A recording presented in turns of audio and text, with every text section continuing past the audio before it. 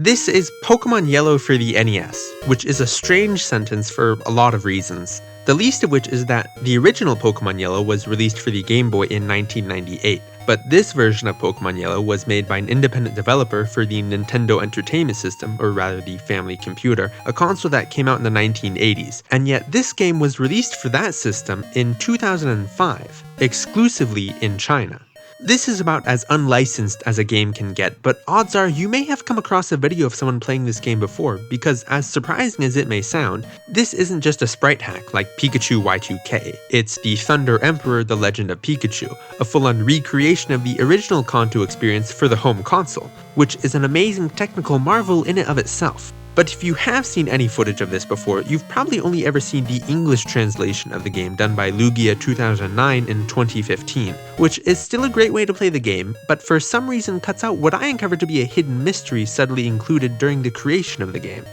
It probably won't surprise anyone that since this is not an official Pokemon game, that it's not a one-to-one clone of Pokemon Yellow for the Game Boy. It's more of a hodgepodge of the Generation 1, 2, and 3 titles from the Game Boy and Game Boy Advance, mixing the graphics of Gold, Silver, Fire Red, and Leaf Green, the music tracks of Hoenn, with the story more or less following Pokemon Yellow. You do get a Pikachu after all. But with the addition of a unique post-game, remapped areas, and an HM menu that you can use at any time, some people have even gone so far as to call this game ahead of its time, a delight to play, or even a masterpiece. But why does this game even exist? Why did a Chinese developer make a version of a Game Boy game for a decades-old console, and why did they put so much effort into it when you can just play the Chinese translation of Pokemon Yellow for the Game Boy? Wait, you're telling me that this isn't an official release either?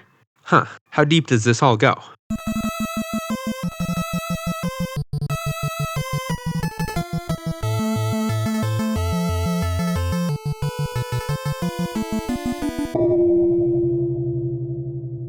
All Pokemon games begin the same way, with the player in their room playing on some game console, but not this one, likely because there were very few Nintendo consoles in China at all. When it comes to China's place in the world, there's always one word that can accurately describe it: unique.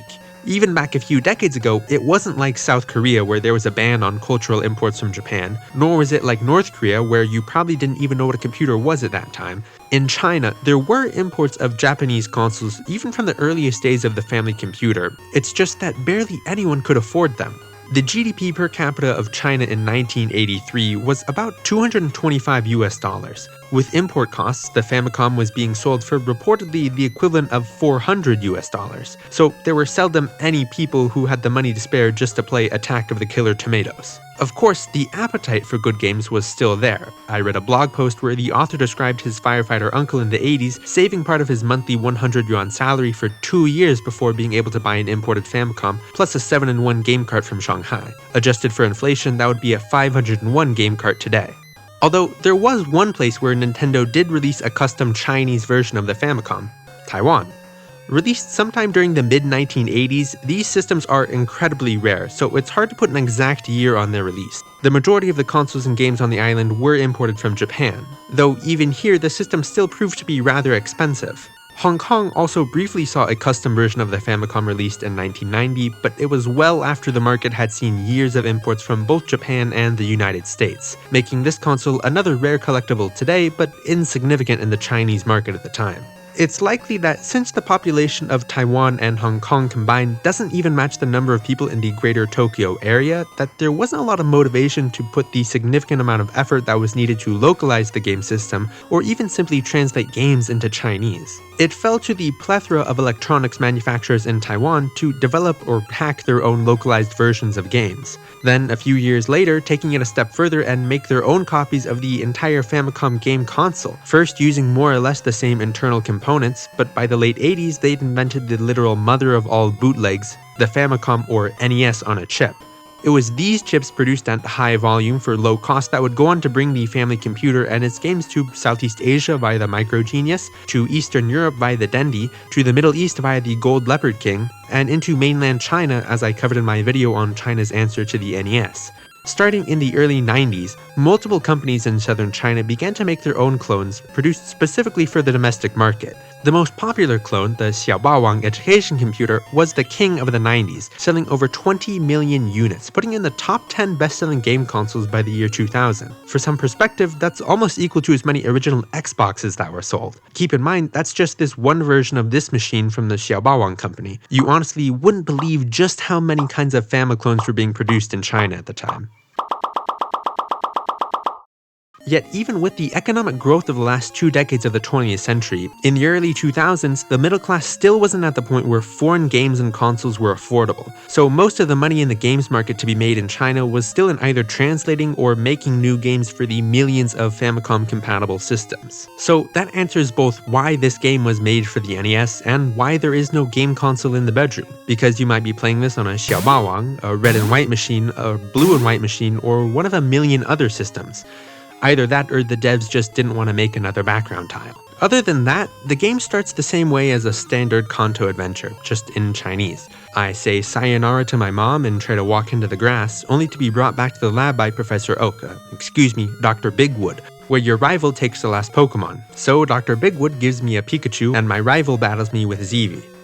After that, I can go to Viridian City, grab the parcel, and bring it back to Dr. Bigwood so he can give me the Pokedex, and I can finally begin my journey and catch all the Pokemon I meet, like the green-tailed insect, the monkey monster, Iron Shell Brother, and Small Fist Rock. Seriously, where'd they come up with these names? 神奇的小精灵是我的了！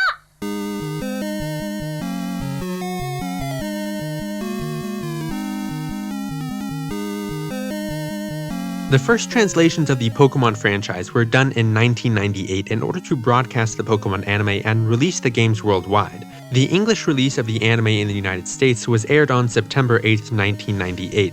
It's a donut! With Pokemon Red and Blue released later that month on September 28th. At the same time, the franchise was also being translated into Chinese, twice, maybe 3 times. The Pokemon anime, and only the anime, was translated into Cantonese, where it was broadcast on the Hong Kong Jade channel on November 16, 1998. 12 days later, the Mandarin translation of Pokemon made its debut in Taiwan on November 28th. Then a possible separate Mandarin translation began to broadcast on December 24th on Shanghai TV, and in January 1999 on Beijing TV.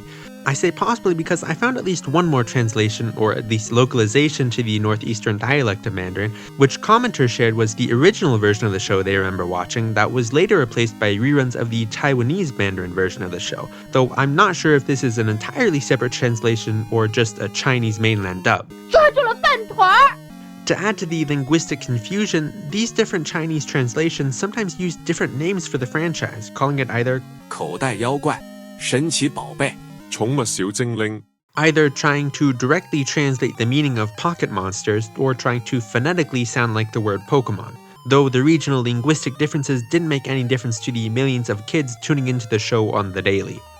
The Pokemon anime was later translated into French, Spanish, and other languages starting in 1999, meaning that Chinese was the second language the franchise was translated into. 太少了。 Though, while 1999 was also the year that the Spanish and French versions of Pokemon Red and Blue were released in Europe, no official Pokemon game would be translated into Chinese until 2016 with the release of Pokemon Sun and Moon. While no explicit reason has ever been given as to why only the anime and not the original Pokemon games were translated, I'm guessing it was first due to the lack of a market for the games in the Chinese-speaking world, and second due to the technical limitations of Chinese on the Game Boy, which will become obvious in a moment. The story of the Game Boy's Chinese release basically follows the same pattern as the Famicom. Yes, there was an official release of the system in Taiwan, Hong Kong, and even the mainland, but it was short-lived and the majority of consoles sold in those areas were Japanese imports. Of course, by the time the Pokemon games were released, there was already an existing group of companies who were both translating and making their own Chinese Famicom and Game Boy games, so there should be no trouble in translating a Game Boy game like Pokemon into Chinese, right? This is a Chinese version of Pokemon Green, called Green Pocket, made for the Game Color. And this is a version of Red just called Pokemon Chinese version, again for the Game Color. These games were sold in 2002 and 2005 respectively, and well, that's the other thing. It's hard to pin down an exact first translation of the Pokemon games into Chinese because it wasn't done legally, nor was it any good. The Chinese Pokemon community jokes about how bad some of these original translations were, like this example where enemy Dragonite used Hyper Beam is translated to enemy Chubby Big used Decoration Fists. So even as games like Gold and Silver came out, companies were still trying to make a definitive Chinese version of the Kanto games. It also didn't help that the Game Boy's resolution of 160 by 144 is absolutely tiny. Look at this, here's the Japanese version of the battle screen. Now the English version. And here's the Chinese version. To effectively show Chinese characters, you want at least 12, preferably 16 pixels to work with. But 7 pixels for a character? What is this, Chinese for ants? And this is the game from 2005. This was almost 10 years after the original game came out, and this was the best they could do for the Game Boy? Regardless, a whole heap of these games made their way onto the mainland, and you can still easily pick these games up online for basically pocket change. But Pokemon's big impact on China was the anime. Most kids probably didn't even know there were Pokemon games, and since most people didn't own a Game Boy, even if they came across one of these translations, they wouldn't have been able to play it. Here on the NES version of the game, things look much better than the early Game Boy translations. The resolution of this system is 256 by 240, and the game uses 16 by 16 Chinese characters that are crisp and clear. As I kept playing the game, I could almost forget that this wasn't an official release from Nintendo, since all the names of the Pokemon and other characters in the story are directly taken from the Chinese dub of the anime. If I was a kid, I honestly wouldn't have been able to tell this wasn't a legitimate Pokemon game. However, as an adult, I can use my advanced pattern recognition to realize that most of the city layouts have changed. It's obvious from the first town in the game onwards. And while the core gameplay is near flawless, the world does seem a bit empty. A typical Pokemon game is usually full of secrets and little extra things for the player to find. But this game, not so much. Each door to a Pokemon Center literally warps you to the same exact place with the same NPCs. Though they did make one single change so that this guy will sell you a Magikarp in the Pokemon Center before Mount Moon. As far as I can tell, there are no hidden items anywhere in this game, and places like Pewter City Museum where you'd expect at least something interesting, like an old amber hidden by Cut, turned out to be duds. It's just a leaf stone. There's no bike, no casino games. Plus, if you haven't noticed it by now, this isn't the Kanto music playing in this game. Every single track in this game was taken from the Generation 3 games, and that's because this game is a sequel. Actually, it's the 7th Pokemon game made by Shenzhen Nanjing Technology Limited Company. That's Nanjing as in Southern Quartz, not Nanjing the city. Given the environment at the time, it shouldn't be a surprise that their first game released for the Famicom came in 2003 with Pocket Gem Blue and Red. I wouldn't call these pirated games, bootlegs, or ROM hacks. Those terms don't really capture what these products are. The best term to use is to call this a Shanzhai game. Shanzhai, which literally means mountain fortress, is used to refer to counterfeit or parody works, but also products of great creativity and innovation possibly built off the back of existing IP. And that's exactly what most of Nanjing Technology's games are. So are these games the secret hidden gem Hoenn ports for the NES? Absolutely not. These games are terrible, do not play them. They look bad, even the walking animation seems off.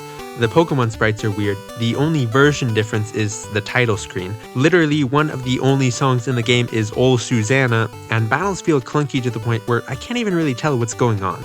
I was not even tempted to try to play through this game, it's just that bad. But that didn't stop Nanjing Technology from releasing this game for the second time in 2003 with Pokemon Gold and Silver, and then again in 2004 with Pokemon Crystal and Diamond. Again, with the only difference in each version being the title screen and whatever Pokemon sprite appears right before the actual Pokemon battle begins. To be clear, there were other companies that were also publishing their own version of Pokemon games for the Famicom under various names, some better than others, and these are definitely the others. But it's not like Nanjing Technology was only releasing Pokemon games. Most, if not all, of Nanjing Technology's releases were Shanzhai remakes of existing games from other consoles, including Harvest Moon, Sword of Mana, Golden Sun, Yu-Gi-Oh!, Diablo, Chrono Trigger, Dragon Ball, Tomb Raider, Titanic, The Legend of Zelda, The Matrix, and those are just the ones that you and I will recognize. Frankly, I can't say for certain whether or not this, the millionth version of Romance of the Three Kingdoms, is a remake of a game from another console or an original title, but either way, the latter games show a noticeable uptick in quality. In 2005, Nanjing Technology's 46th game was published, The Thunder Emperor: The Legend of Pikachu. The quality of this game in comparison to the first 6 versions is off the charts. Even the box looks more professional, taking liberal use of images from the Hoenn anime, with the back of the box featuring more information about the game, but also the Team Rocket motto for some reason. As someone who has made games for both the NES and Game Boy before, what most interests me is how Nanjing technology overcame the technical differences between these two consoles. While the NES can display up to 64 sprites at a time, a few more than the 40 that the Game Boy can display at once, the real issue is when it comes to color.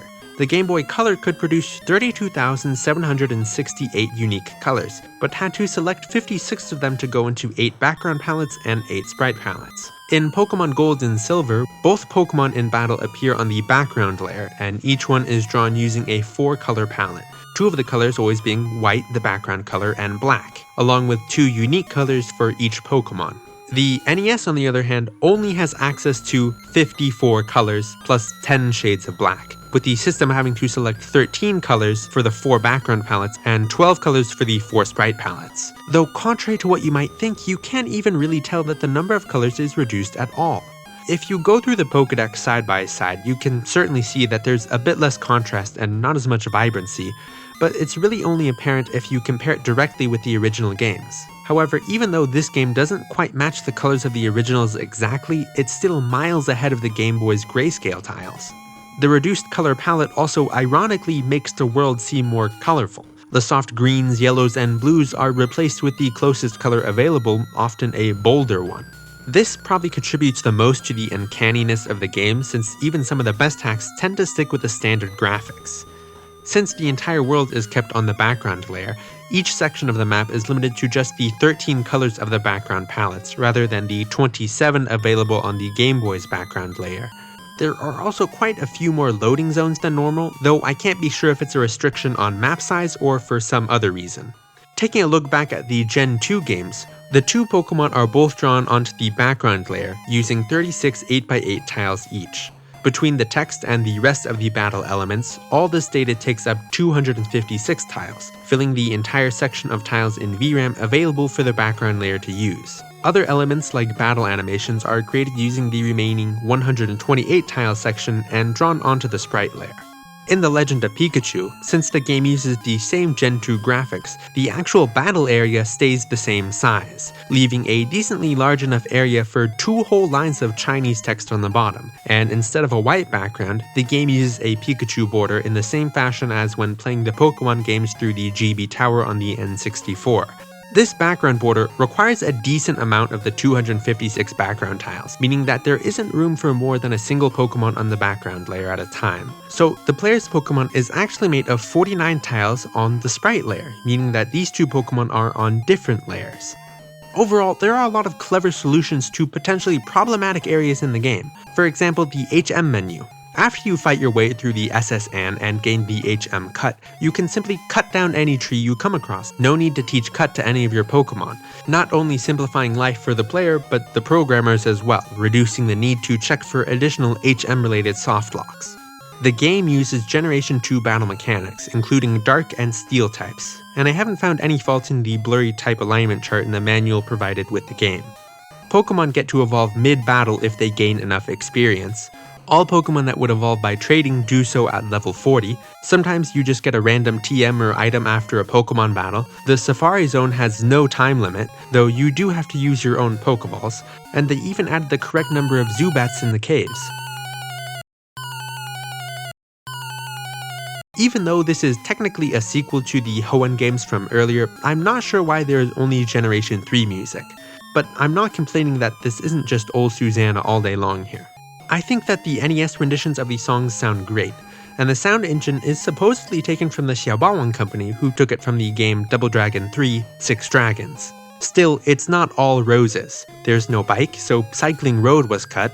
If you throw a Pokeball, it either catches immediately or just escapes. You can't even enter Rock Tunnel without the Flash HM. I had no idea what this thing in Pokemon Tower was, so I left to go heal before I stepped into it. It's the midway heal area. There's no held items. You can only surf in and out of the water via staircases, and it just removes your bottom half so you can swim up to other trainers who are all wearing ski gear.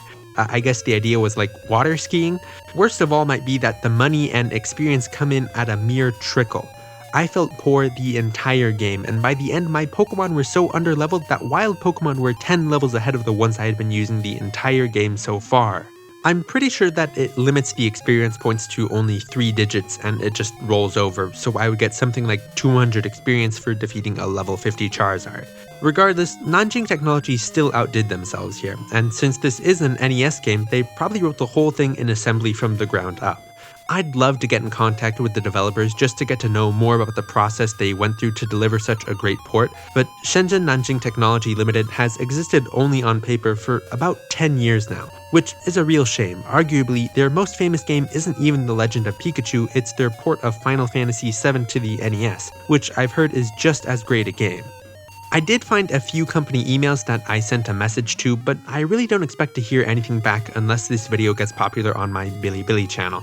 But I'd pretty much given up on contacting the developers until I was exploring Celadon City and walked into what I thought was the mall. I am the one who wrote this game. Pikachu is very cute. Just as I'd given up hope, I found the creators of this game. This must have been like their version of Game Freak adding themselves into the game.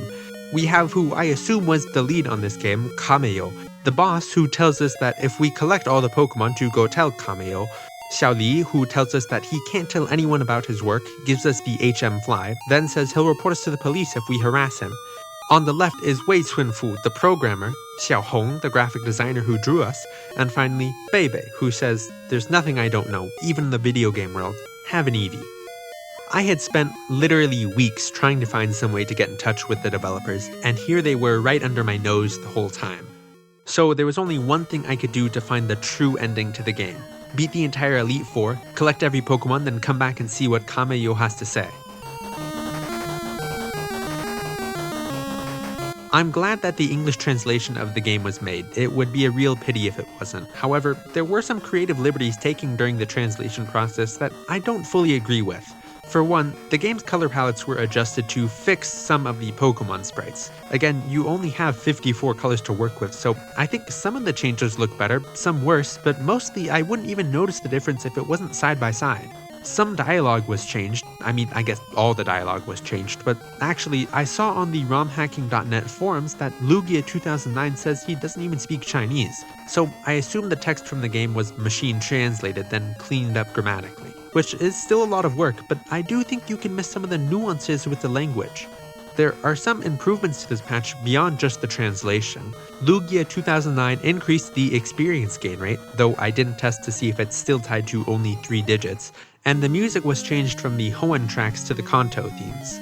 As for the parts of the translation that I'm not as big a fan of, I noticed some trainers had different Pokemon, like Brock, who in the Legend of Pikachu version has only a small fist rock and a big rock snake, but in the English translation sports an additional Zubat and a Vulpix, which sure it's supposed to be like the anime, but to be extremely pedantic, actually doesn't even make sense since Brock didn't catch a Zubat until episode 6 and Vulpix until episode 28.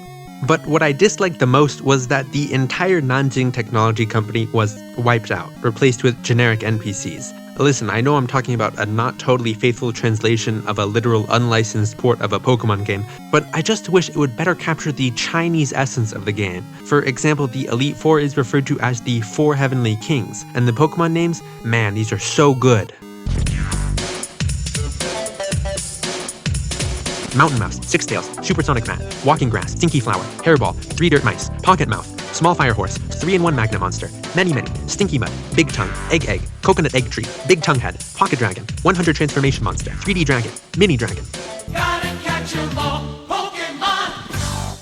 With a basically non-existent flow of experience, I had to depend on super effective moves to get me through the last few badges. And there was no Pokemon that wound up pulling its weight more than little old Ammonite, who just absolutely drowned Blaine's entire team and even helped clean up Giovanni, whose Chinese name, Lao Da, literally translates to leader of a criminal gang. That's really cool.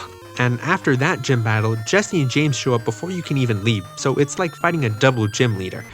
But eventually, the opponent's Pokemon got so strong that I had to abandon my beloved original team in favor of the bonus hidden legendaries available before the 4 Heavenly Kings. Zapdos and Articuno can still be found in their respective locations, but Moltres is a one-time random encounter in the Pokemon Mansion, Suicune can be found as an encounter on Route 23, and Entei in Victory Road.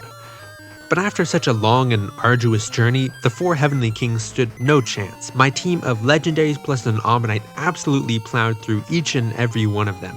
Even my rival couldn't stand between me and the title of champion. Yeah, you tell him, Dr. Bigwood. It's because I have a great connection with my Pikachu.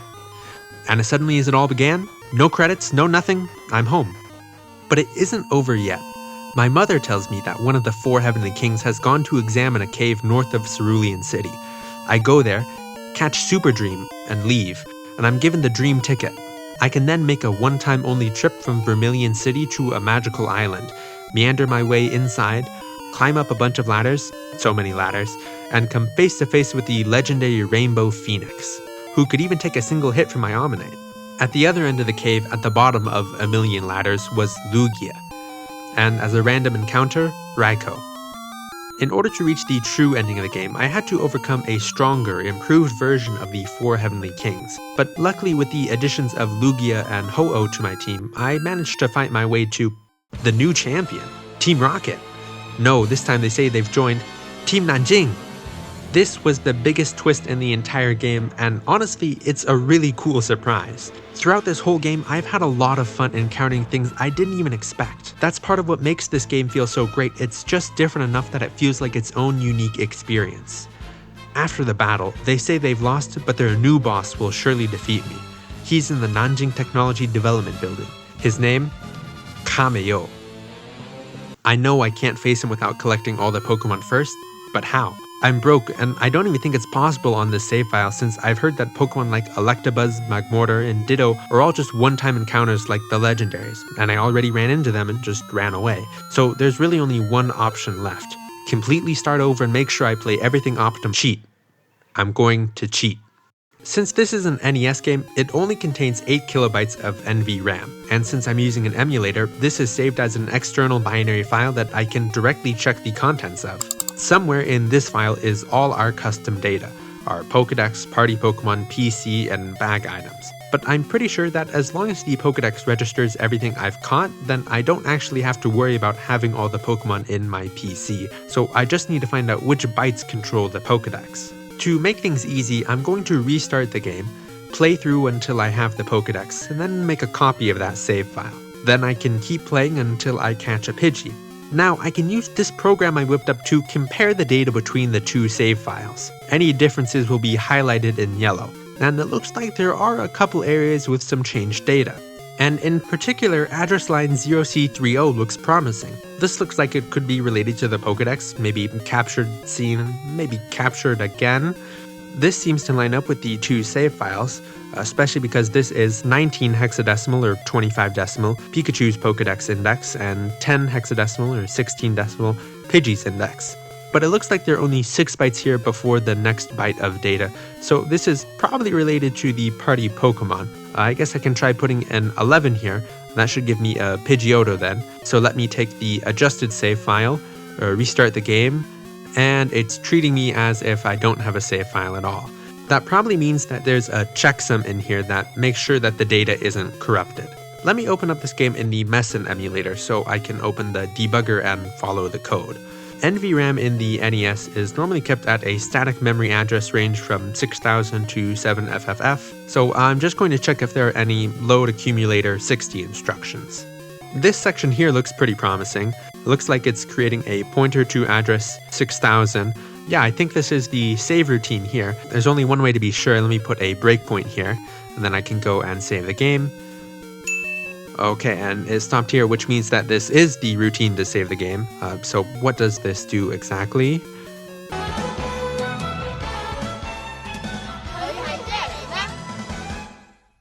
Okay, so I figured out what it does here. It copies some data from 6000 and some other areas to 6C00 onward, then calculates a checksum where it adds every byte from 6C00 to 75FF, plus 16 bytes from 7C00 onward again, and saves that in location 7C20, followed by a static write of AA55, A5, 5A. Looking at the files, that makes sense, so we see that sequence right here.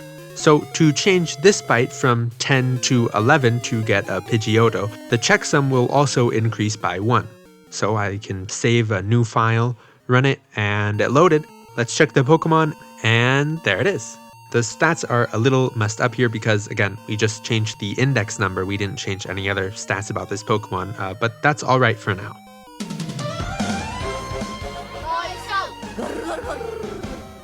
After a bit of tinkering with the file, I've written this Python script which should unlock the entire Pokedex by setting our seen and captured values to 150, but also marking all the Pokemon individually as seen through setting this set of bytes in the file all to FF. Then the script will recalculate the checksum and save the edited data as a new file. I'll run this, copy the file, and then we can open the game. And opening the Pokedex, we can see that everything is unlocked. It doesn't have the little Pokeball beside it, but I'm pretty sure that the game will only check for this single value here. So as long as this value is 150, then none of that will matter. The last thing I need to do before getting into a fight with Kameo is to get a stronger team. It was hard enough to beat a Meowth with what I have now. I don't want to be caught off guard anymore. But while I was starting to map out the different party Pokemon values, I realized that it might just be easier to give myself a bunch of rare candies. Plus then, if people want to play the game and not waste their time grinding, it'll be nice to have a patch for that. The easiest solution that I could think of was to fight wild Pokemon till they drop a rare candy. I've seen it happen before, so I don't think it'll take that long. And 40 minutes and a pile of Pidgeys, a bag full of TMs, a couple spare items, and an evolution later, I finally got a single rare candy. Then comparing the save file with one that has an empty bag, I can venture a guess that these bytes down here are probably the million TMs I picked up, so the bag items should be up here. I'm guessing it might be this byte right here, which is right before what I'm guessing would be the Firestone. That's kind of how it seemed ordered in the bag. To test this, I can change that value in the empty bag save file to 1, and then I can open the bag here and looks like I got pretty lucky here. That was actually it. So how far can we push this? It looks like the max is 99 items, but what if I set the byte to 255? So now with the Pokedex and the rare candy change made to my main save, I'm finally ready to face the creator of this world. Kameo. It's all come to this. This may be an unofficial Shanghai port, but I honestly haven't had this much fun diving into a Pokemon game in a long time. It wasn't just playing the game either, it was coming to understand the strange set of circumstances that led to the birth of this game. Kameo. I don't know if you or anyone else from Shenzhen Nanjing Technology will ever see this video, but I want you to know that you all made the definitive Pokemon game in a place where it was otherwise unavailable. That's a legacy that anyone should be proud to leave behind. Not bad. Your strength is unmatched in this region, but don't forget that there are always those who are greater than us. You have successfully collected all the Pokemon in this region. That is amazing. Okay, this dream is for you. Congratulations on completing the Pokedex. You got the dream. Dream, Menghuan, is the Chinese name for Mew, but it also perfectly encapsulates what this game is. A dream. On the one hand, it feels like a familiar experience, but at the same time, it's twisted into strange new shapes. Places we've been 100 times have mysteriously shifted around, and while the colors and the people might seem off in the retrospect, in the moment it still feels like our childhood home. But this game is also something that would never normally make it to reality. Pokémon Yellow, on the NES, with Ho-Oh and Lugia, and then you fight the creator of the game in his Rayquaza in Celadon Mall. If that doesn't sound like the dream of a 10-year-old, I don't know what does. It's a dream made into reality, a game from a far-off land that really shouldn't exist, but it does. It's the Thunder Emperor, the Legend of Pikachu.